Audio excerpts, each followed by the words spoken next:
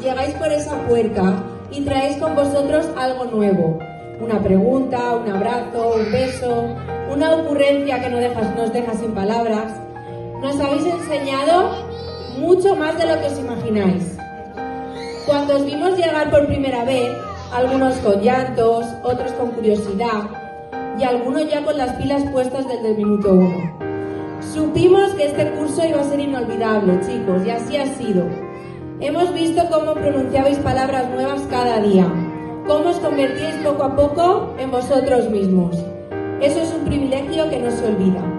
Y hoy os graduáis, y aunque la palabra suene grande para cuerpos tan pequeños, es completamente merecida, porque vosotros, sin saberlo, habéis trabajado muy duro, habéis crecido, y eso merece la pena celebrarlo.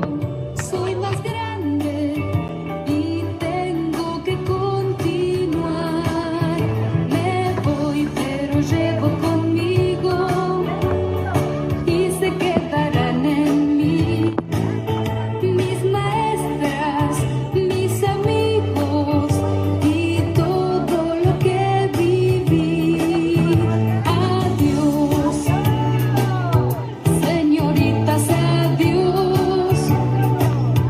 Amiguitos, llegó la hora de decir adiós. Me voy.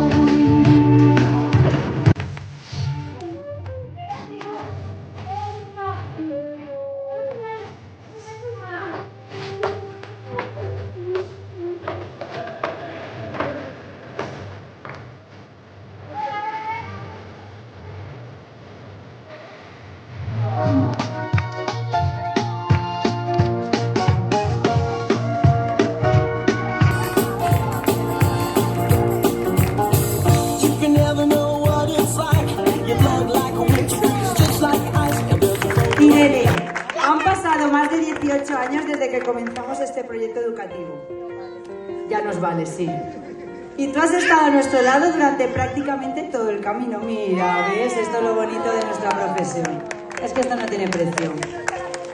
Que has visto crecer Bambú desde dentro, que has compartido nuestros sueños, nuestros retos, nuestras alegrías y que has remado con nosotras siempre en la misma dirección. Con el tiempo descubrimos que detrás de esa apariencia más seria y discreta había una persona profundamente cariñosa, especialmente con los niños, capaz de ofrecerles ternura, seguridad y afecto cada día.